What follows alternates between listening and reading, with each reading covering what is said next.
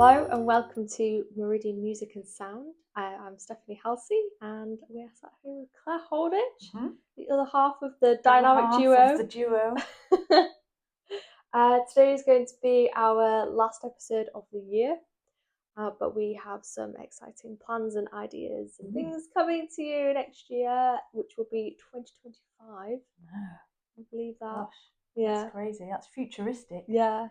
The future is here. Yeah, I keep getting inquiries now for weddings in 2027. Wow. And I'm like, whoa, that's far away. And it's not far away. It's 2 years now, nearly. Yeah. Yeah. So today we're going to talk a little bit about our future plans and maybe just some more, what do you call it, affirmations or like things that, what are we going to manifest for ourselves next year? Yeah, what are we aiming to... I don't know what the buzzwords are. Buzzwords right now, yeah. Well, you know what we mean. Yeah. So we've been doing some exciting things recently, haven't we? Yeah.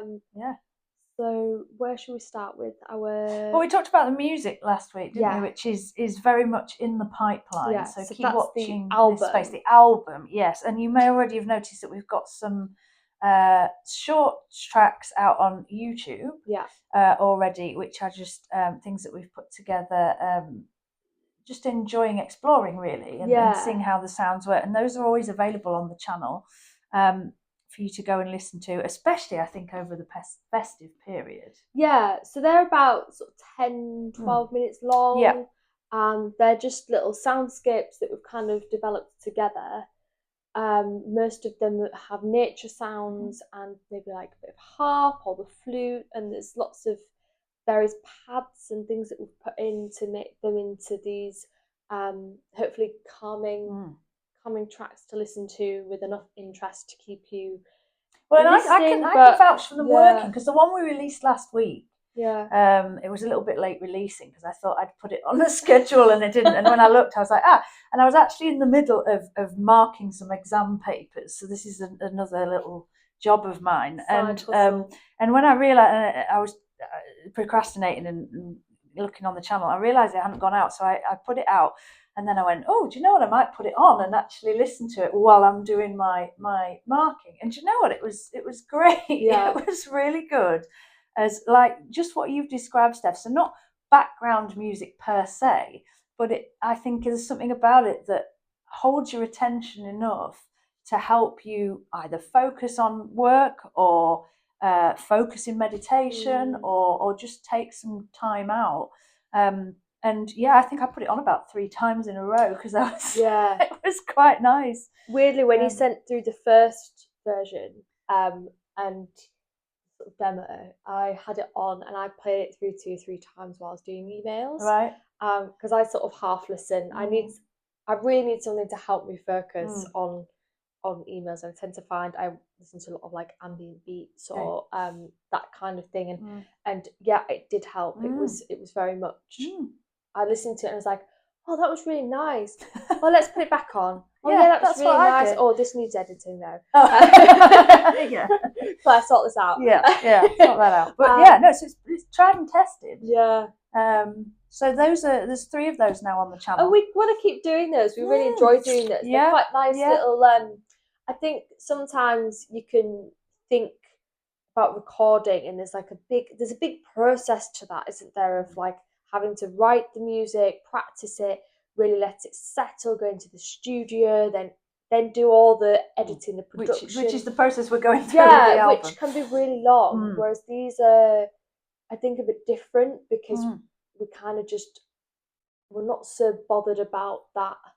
Like they're still good quality. Yeah. Well, they're freer in nature, aren't they? Freer, and they're not really like as maybe fine tuned as those recordings. Which is what they're aiming for anyway. So that works very well. It's nice for us to just it's a different explore process. a new sound. No, I'm really enjoying it. A bit more like, cool, let's just put this out and see what happens. So there's 3 of those now on the channel. Yeah.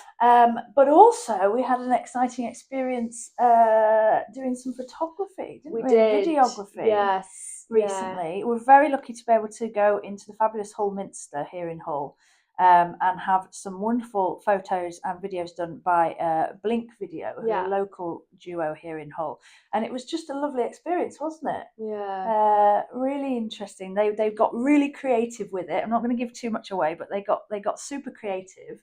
And that's very exciting because you will see some of that in the new year, and it's going to feature with the album as well. So that was just really lovely. Yeah, it was cool to have. We had like drones, drone. Yeah. And it was really nice to be in that space. We bought lots of candles and things to decorate the space a little bit and just have a bit of fun.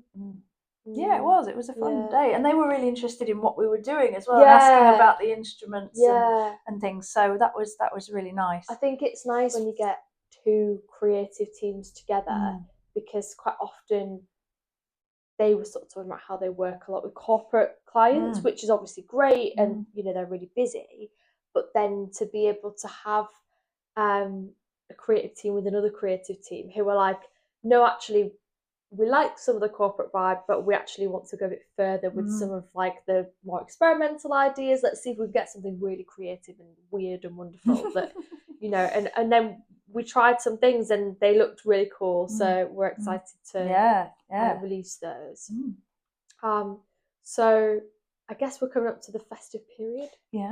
Which I think for many people, I know I can find it very overwhelming.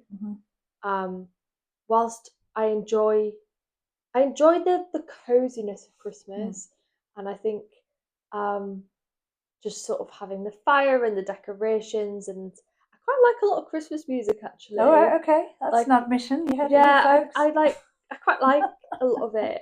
I mean, I really like George Michael and Wham, so that's great. Get a bit more of that, and like, I don't know why, but I can listen to that "All I Want for Christmas Is You" song over and over, and like, I don't know whether it's like some weird neurodiverse thing, but I can listen to it a million times and I still never get bored of it. Well, there you go. Now's the time. So yeah, there's other songs that I absolutely hate, but there's a couple of my favourites. But anyway, you know me, going on a tangent. Over this period, it can be quite difficult for some people, I think. It can be overwhelming. There's a lot going on. There's so much to think about.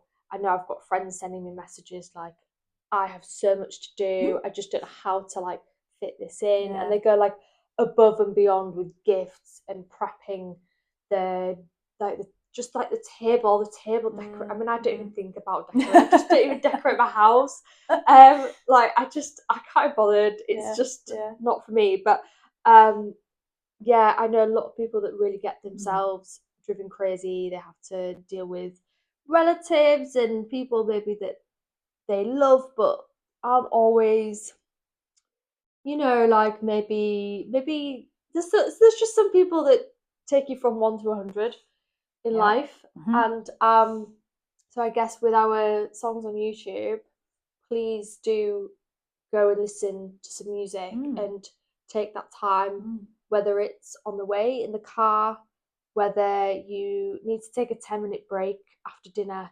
because you've just been sat around with people that are driving you up the wall. Or maybe you really get along with your family, but just the sheer amount of people or just having to be so switched on is a bit much. Then do take that time. Do take that time and maybe go and listen to something. Do some breathing, nice bit of meditation. Don't feel like you can't do that. I think I think that's a good message, because like you said, there's so much going on and there's that pressure to be on it or maybe all the time, and I think a lot of people, if they're honest, would struggle with that, regardless of whether they enjoy the period or not so much. I think it's it's that expectation, isn't it? And it's that sort of, it's Christmas, so you should be happy. It's a nice time of year, and sometimes we're not feeling that way, and actually taking a bit of time can help us to reflect on the things that we do have in our lives, and gives us that space in order to appreciate moments with family, you know, they're not here forever, and maybe that, I don't know, maybe that just helps you to maybe have a bit more perspective. And I know it does. I know it really helps me. Yeah. I know I hate stuff, and then if I've done some time away, it just gives me that new, refreshed energy and perspective. So don't be afraid. And like, I don't know, I just tell people I'm going for a lie down 10 minutes. Or I'm just going off, see you later. And the more that I do it, the more people accept that I do that as well, and that they get the best of me rather than like being stressed or sat being anxious. But yeah. What else do we have to talk about? Well, so that will, I'm sure that will get people through the festive what period. What are our manifestations? Yes, well, what we're doing next year. Well, we'll tell you a little bit about what we're doing music-wise and as a duo in a minute. But yeah, I think well, it's funny what you've just said. Actually, my one thing I would like to do is to make more space for those quiet periods and periods of kind of reflection. I mean, I try and meditate once a day, but I'm at the point where I'd kind of like to do a little bit longer, or maybe try and do it more in the day, because it's easy to then get caught up in your day. I normally do it in the morning, and it's easy to get caught up in your day and then not even think about it. But actually, I think making a bit more space and having that time, like you just said, can then have a big impact on the rest of the day or the next day. So I think that's something I want to try and do. I'm not going to put the pressure on too much to say I'm definitely going to do it, but yeah, that's something that I think would be a good thing for me to aim for anyway. Yeah. What about yourself? Should have thought about that. I asked the question. I think there's a few things that I like to do. I mean, definitely making space is always something that I think every year, and I never do. I always take on more work. This is the problem. I think this year I was really good at, or not really good, but much better at saying no. Okay. And saying, no, I don't have the time to do that. That's not realistic. I've built jogging into my routine a bit more. Okay. So I jog like at least 3 times a week, with some stretching and things and yoga. So that's good. So I think a continuation of that. I would like to do more meditation. I think anything that is good for me, I automatically put last on the list. Yeah. Even though I know that it makes my whole day way better, and it's not a lot of time to put aside, but for some reason I do not prioritise my own health. So maybe, especially after having like some like bouts of very small low-key illness of vertigo and colds and things, I know that was because I was doing too much. Yeah. I was putting too much pressure on myself, and I kept saying to myself, I need to have a day off where I don't do anything. So I think I do need to prioritise my health a bit more next year, and I guess the same, really, take some space to make sure that I have a day off and don't do anything in that day. It's so difficult. I find that like very hard. Not cleaning the whole house. Or you know, just pottering and not really doing. I need something because I go mental. Yeah. But like I plan something nice to do rather than that's at home. You know. Yeah. Oh well, we'll see. We'll try and see how we get on with those. The other thing I want to do is singing. Oh, okay. I want to get singing lessons next year. Yeah, okay. I want to start doing that. I'm sick of not. You're sick of saying you're going to do it. And then... I've had it. You know what? I have so many to-do lists. I've got my main to-do list is my life to-do list. Right. And it's had vocal lessons written on there for over 3 years. Wow. Okay. I think. Need to do something about that then. Yeah. Yeah. Yeah. It's all a process. Well, even if we do or do not manage those things, there are a couple of things that we can tell you about that we are definitely going to manage to do. Yes. So maybe let's just mention briefly the immersive experiences, which I think we've talked about a little bit on the podcast already, haven't we? But we are definitely planning, now that we've got some more photography and video, and the album's going to be coming out. We're definitely planning on launching those at some point in the new year. And that's really exciting, isn't it? Because I think for us, that's the culmination of a lot of work. Yeah. And I think that's really the focus of what we want to achieve as a duo, is going out and offering these experiences which are music and sound combined. And yeah, I'm just very looking forward to doing those. Yeah. And we have it's very similar to that, but slightly adapted. We have the opportunity, well, not the opportunity, we're confirmed as doing it, aren't we? We are going to be working with a wonderful group here in Hull called the Sensational Stroke Ensemble. Yes. Who are a group who get stroke survivors together and offer them the opportunity to work with different musicians. So we were approached and asked if we'd like to apply to do this. They have different musicians every 6 months, and yeah, it just so happens that we've been chosen to be the next musicians who are going to be working with that group. So that's so exciting, because it combines, like we say, the immersive experience with the experience of really being able to work with people and share with them the benefit that in a different way, because we'll be exploring the instruments with them and giving them the chance to play the instruments as well. Yeah, absolutely. So that's a really something that I'd never thought about really when we set this up, but it seems like a very natural thing to do. Absolutely. And I suppose there's a lot of links between health, which we know, and music, and we've discussed that in other of our podcasts. And just that chance to work with people who live with long-term pain and disability that affects their everyday life. It's really all encompassing, and not only being able to give them that space to come along with their care or their family and do something nice that's really fixed for them. It's in an accessible space where there's physiotherapists who will help them to use the instruments.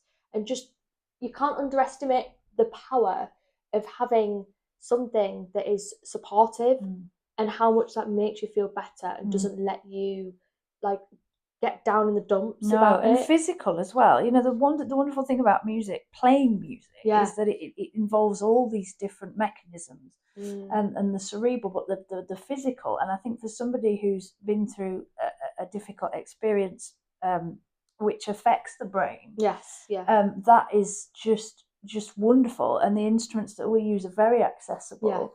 And I think it's going to be really interesting to see how that benefits them in different ways. Yeah, I think it's a really interesting concept that I know that's very much what we've explored with music more recently, is the idea of just because something isn't maybe technically complex doesn't mean that it can't be powerful. And that's building and curating sound baths with these instruments that aren't necessarily difficult to use. That was air quotations, if you listen. That it's not necessarily about how technically competent you are physically with an instrument. It can be the way that you are organizing that sound in order to create an intention. And I know we've spent many years training as classical musicians, but actually stepping back away from that technicality and really exploring what music is to us physically and emotionally, and taking away all of the notes and the complexity has given us a totally different perspective. And I think that's something that could really translate to someone who maybe has had full mobile ability, they've gone through a stroke, and maybe they've regained some of it but not all of it. And it's about, how do I accept where I am now?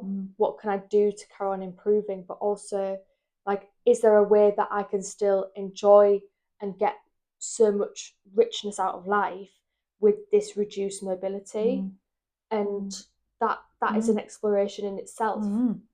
This is my new now, and how do we reframe that into a positive way when it is so life-changing? To think, well, maybe see this as a time to explore what you are capable of and maybe enjoy simpler things. And I know that's really, I don't mean that at all in a patronising way. It's totally life-changing, and you know, anybody would wish that it hadn't happened, I'm sure. But it, you know, like, what can you get out of that? Well, it's empowering for where you are now, isn't it? I think, and just that understanding that and that understanding that you can be part of that, and you can participate, and you can get a lot out of it, and I'm just absolutely fascinated to see the effect that has, and to work with people in a very different way, something very different to what I've done before. And just to see where that goes. So that's going to be happening from February, isn't it? Yes. From February. So we will keep you updated with that and everything else that's happening. So this is, as Steph says, going to be our final episode for a little while. We will, of course, return in the new year. I think both of us just want to say thank you so much to everybody who's supported us so far, who's just been listening along or sharing what we do. It really is means a lot, and it's really helping us to move forward in this. So whatever you get up to over the next few weeks, I hope you have a fantastic time. Take care of yourselves, and like I say, we will return once more in the new year. Take care.